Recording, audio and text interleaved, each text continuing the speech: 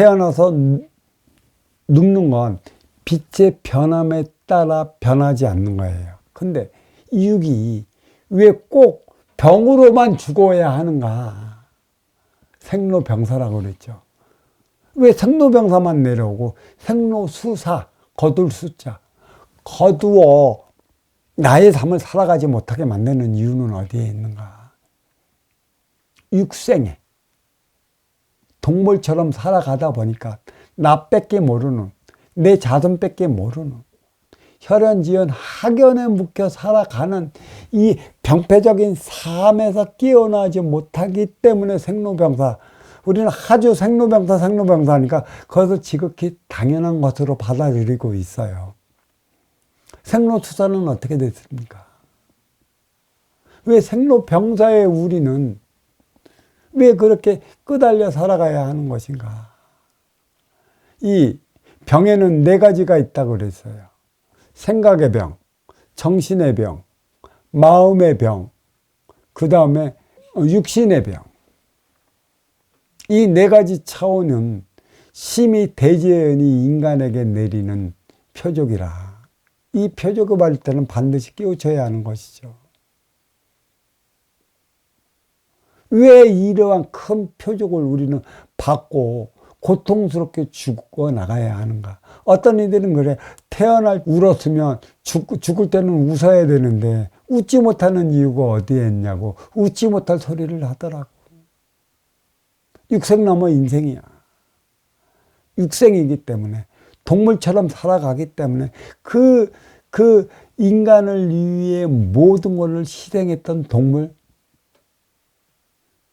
인간으로 하여금 고통스럽게 또 죽어가잖아. 이 육이나 인간의 육이나 동물의 육이나 하나 틀리지가 않아요. 생장수장이에요. 키워서, 심어서, 키워서, 거두어 장으로 들어가야 하는데 생로병사 때문에 생장수가 없어져 버렸어요. 그러니까 생로병사는 동물적 차원의 육생을 살아가기 때문에 일어나는 일이고, 생장수장은 선순환을 일으켰을 때 가능한 것이다. 그러면 선순환은 누가 일으켜야 돼요? 가진 자, 있는 자, 누리는 자, 먼저 받아온 자, 저승의 위계가 높은 자들, 저승의 위계가 이승에 투영되고 이승의 공적이 저승에 반영되는 바라. 이 뜻을 우리는 바로하러 가야 하는 것이죠. 자, 우리는 여기 또 재미있는 걸 제가 하나 써왔습니다. 그러니까 보통 오장육부는 동물이나 인간이나 다 갖고 있어요. 그래서 우리는 이 목화토금소, 목을 간이라 그러고, 간심비패심, 화를 심장이라고 그래요. 화를 많이 내는 심장이 약간 나. 그리고 그 토는 비장, 그 금은 폐, 수는 신장. 그리고 또 담장위장광이라고 나는 또 그렇게 외웠죠. 예전에. 담은 쓸개, 이게 목이고, 그 소장은 화고, 그리고 토는 위장이고, 또 대장은 금이고, 방관은 물이라는 얘기예요. 그리고 또 왜 이거를 얘기했나, 재밌는 현상이 좀 있어서 내가 좀 적어왔어요. 그 목은 눈을 얘기를 해요. 그 눈은 또 간을 담당하죠. 그래, 간이 안 좋은 사람은 눈이 어떻게 돼요? 누렇게 뜹니다. 한의사들은 그걸 보고 알아요. 그리고 혀가 깨끗하지 않은 이들은 심장이 안 좋다, 때로는 소장이 안 좋다 얘기를 하는 것이고, 입술이 파래지거나 경직되는 이들은 비장이나 위장이 안 좋다. 그리고 이 폐, 이거는 대장, 이거는 코에 이상이 있고, 코에 부르면 폐에 이상이 있거나 대장에 이상이 있는 것이고, 이 귀가 색깔이 달라들이고 잦은 종기가 나거나 뭐가 나면 신장이나 방광이 안 좋다. 그래서 어떤 병원에 가면 혓바닥 내보세요 하고 혓바닥도 내보고, 저기 한의사 가면 이렇게 다 해보고 그거에 이상 있나 없나 그거에 얘기를 하면 정확히 맞아 떨어지는 것입니다. 이게 동물적 차원이에요. 지금 얘기하는 것은. 그러니까 동물적 차원에 일어나는 현상으로서의 오행혈색, 또 오행으로서 보는 그 건강을 알 수 있는 것이죠.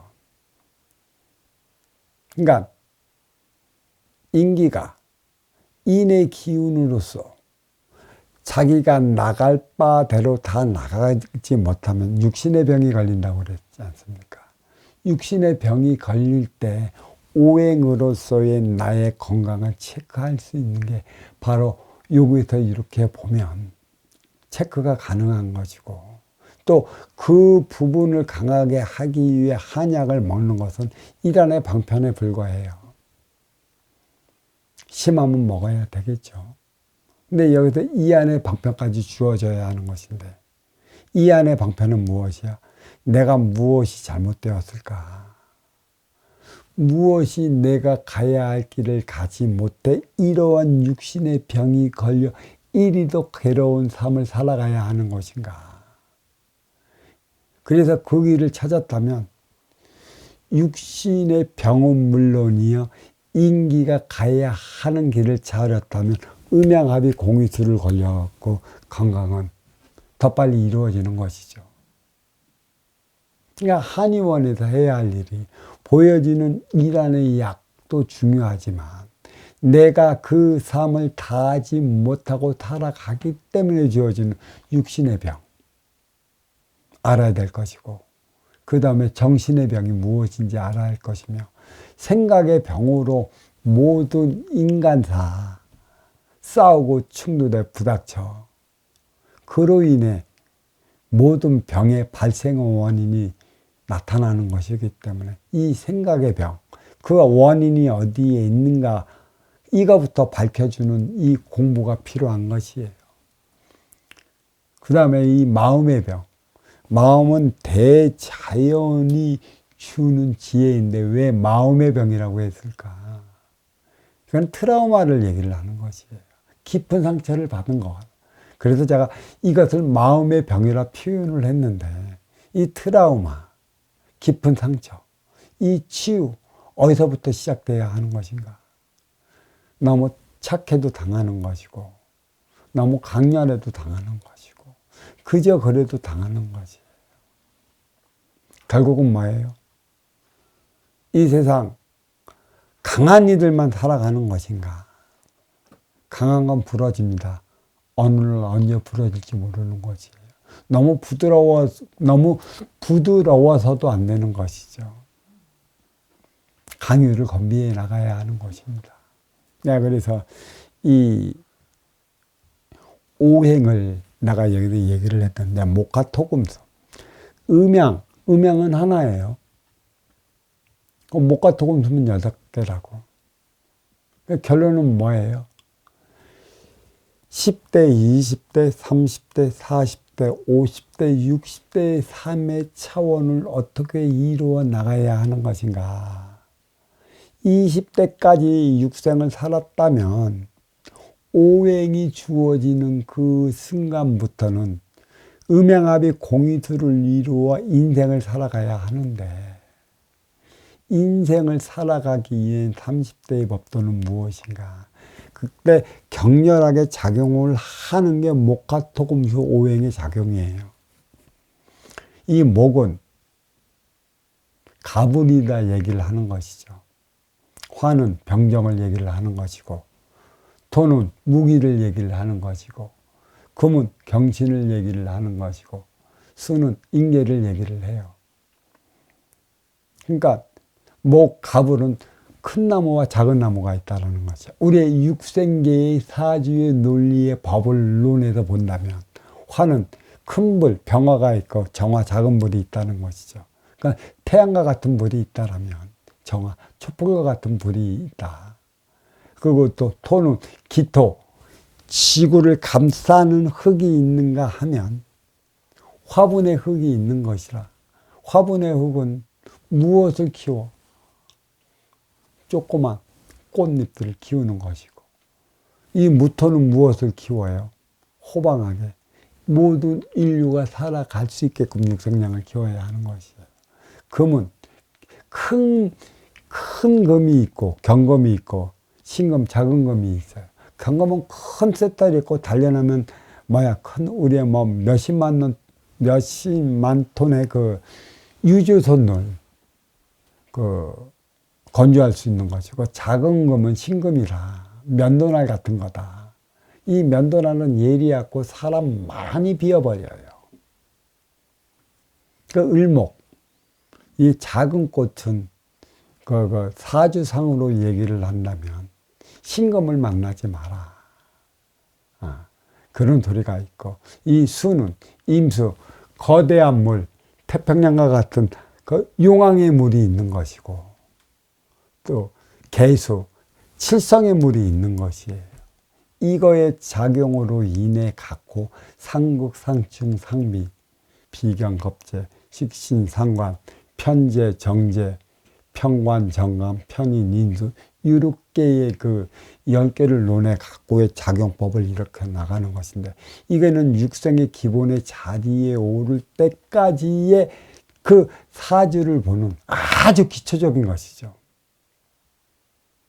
여기에 대운, 세운을 따지며 또 이거를 논하면 격이 나오는 것이에요. 격은 아주 중요한 것이에요. 네가 어떤 사주를 타고났기 때문에 그 격에 따른 삶을 살아가야 하는 것이죠. 상층은 상층에 맞는 격에 따른 삶을 살아가야 하는 것이고, 하층은 하층에 맞는 그 삶을 살아가야 하는 것이에요. 그래서 우리는 여기서 어떤 말이 만들어졌어요. 뱁새가 황새 쫓아가려면 가랭이 찢어진다고. 그거는 들린 소리가 아닙니다.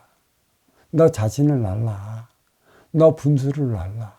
진짜 분수에 맞는 삶은 어디에서 비롯되는가. 아시오 찾아오는 내 앞에 인연이 나를 가르쳐주고 그를 통해 나의 분수를 알아갈 수 있는 것입니다.